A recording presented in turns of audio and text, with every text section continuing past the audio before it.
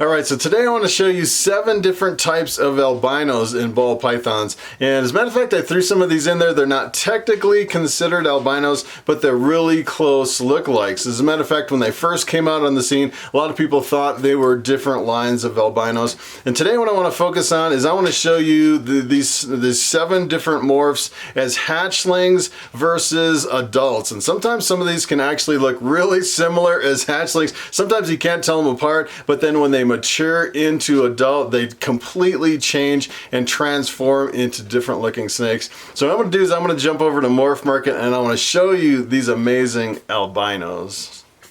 Alright, so I'm going to jump over here on morphmarket.com and I want to start with just the regular albino. And if you actually don't specify which line of albino, I'd say most people are talking about just the regular albino.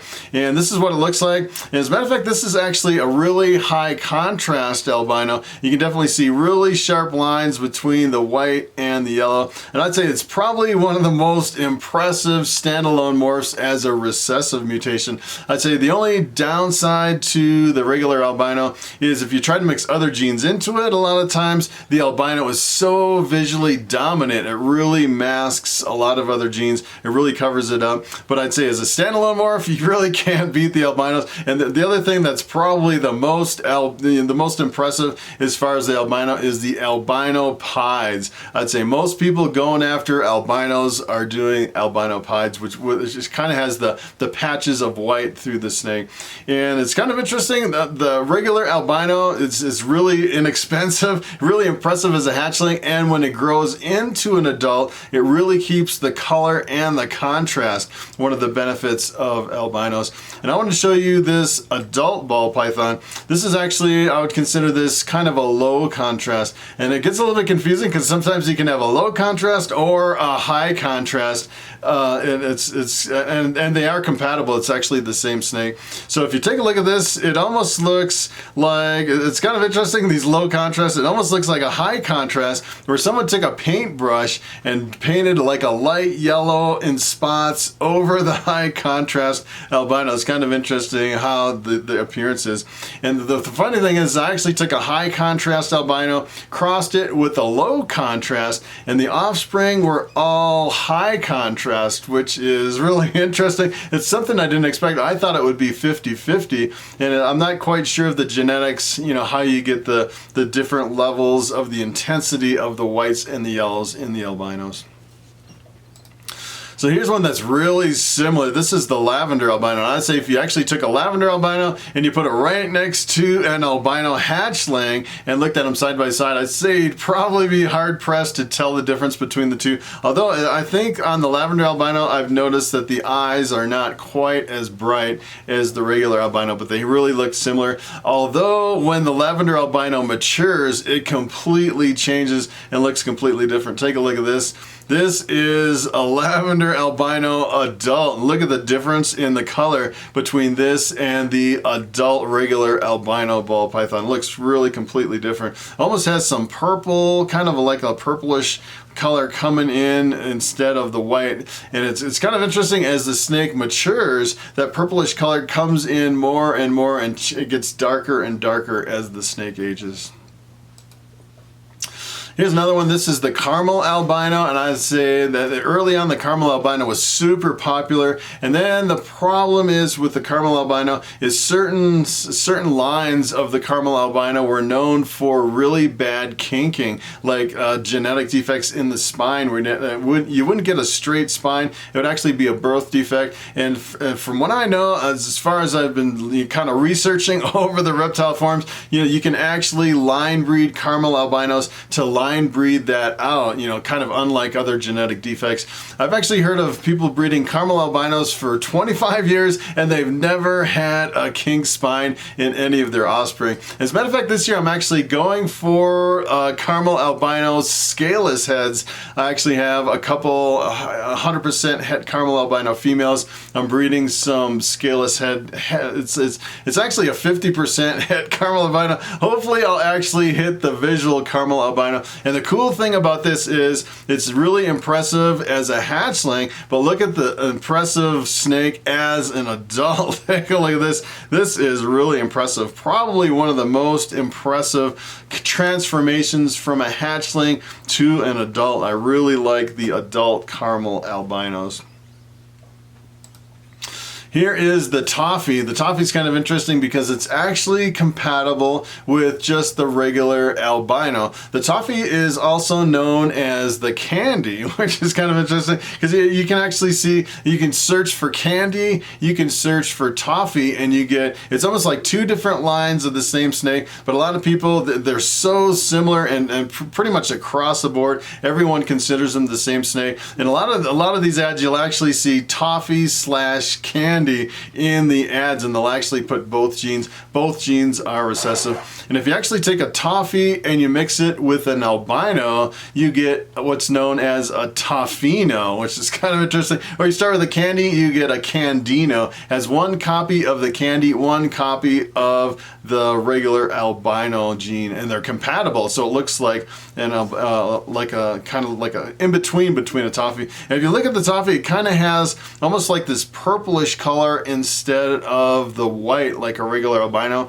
And this is a Toffee as an adult. Take a look at that. That completely changes. It is pretty amazing, the transformation. And the interesting thing too is that if you have a whole clutch of hatchlings in there, like albinos, Toffinos, and Toffies, and you really can't tell the difference. Essentially, when they're young, they all look the same, and you almost have to wait a few months until they mature. And the albinos will stay super white as far as the background, and the Toffinos will actually get kind of a halfway between this and the white. They develop the color a little bit slower, and if you actually hit the Toffee, they turn that Toffee color, the really dark background, they change a lot faster, and you can definitely tell. I'd say it's probably one of the most challenging projects out there, because if you're shooting, you breed a couple Toffinos together, and you get albinos, Toffies, and Toffinos, and you really can't tell the difference until you actually sit there, for a couple months and observe the snake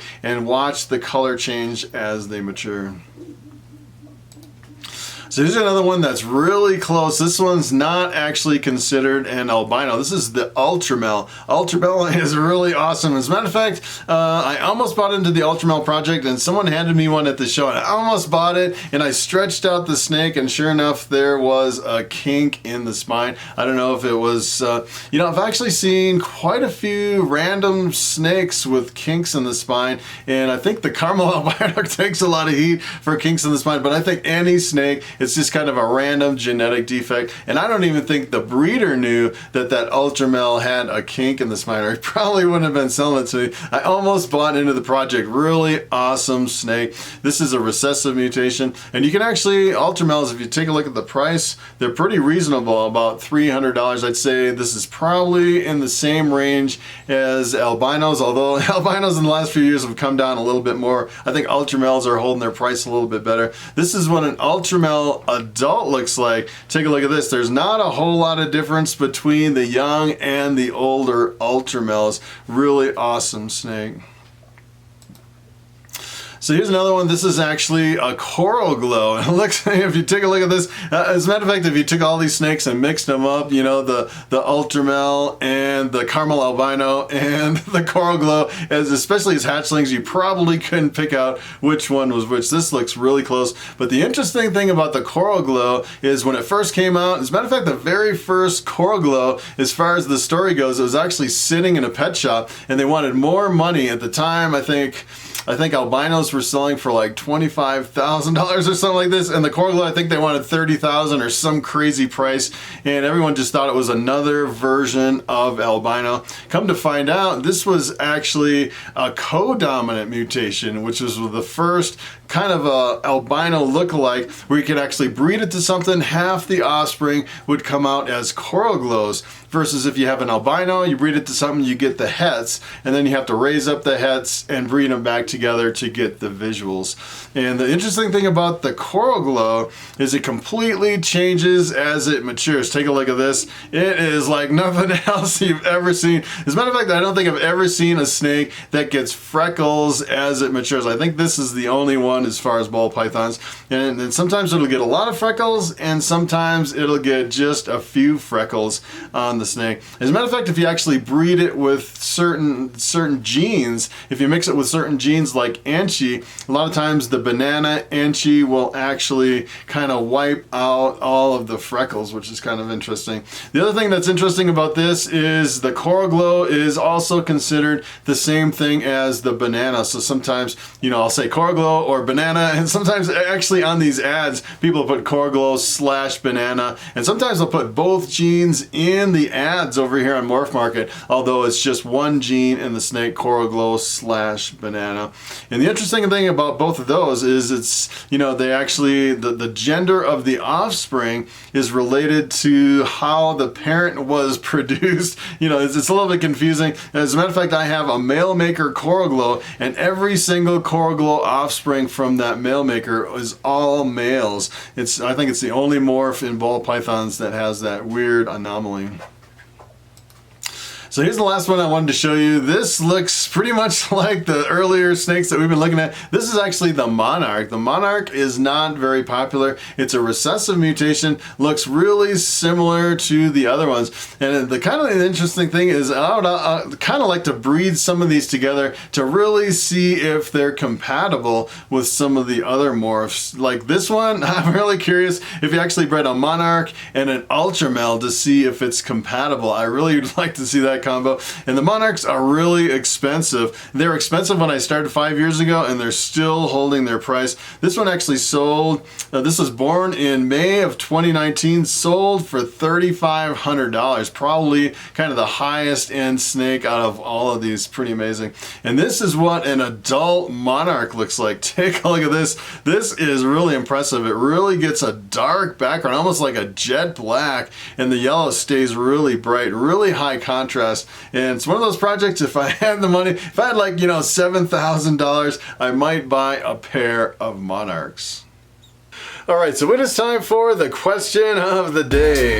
And Debbie Kellogg asks, I just started breeding rats. Is it okay to put 1 male and 3 females in a glass enclosure? And that is a very good question. As a matter of fact, that is how I started breeding rats. I had these 45, I think it was a 45-gallon critter cage. It was really big and had the sliding glass top. That's how I started. As a matter of fact, I started with 6. I think I had a mixture of, I think I had 2 males and 4 females, and I bought them as just like weaned rats, and that's how I started to get into it. And the problem is once they mature and they start breeding, you can be overrun with rats in no time at all. As a matter of fact, I started getting more and more of those glass enclosures. I really liked them because I could put a wheel in there and I could see them, and they're really cute running on the wheels and everything. And it got to the point where you kind of realize that cleaning glass aquariums takes a lot of work going in there. And the problem, I think the biggest problem with glass is that it's really heavy, and you're going through cleaning maybe every 4 or 5 days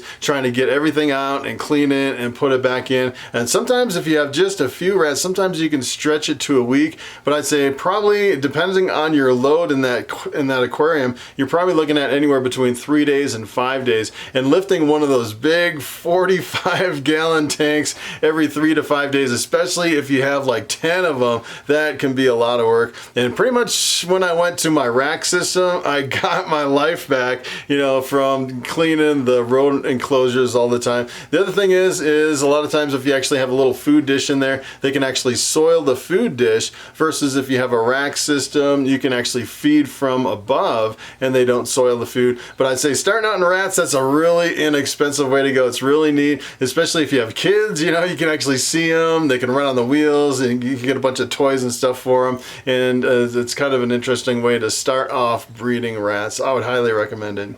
So that is pretty much it. Thanks for watching, and I will see you in the next video.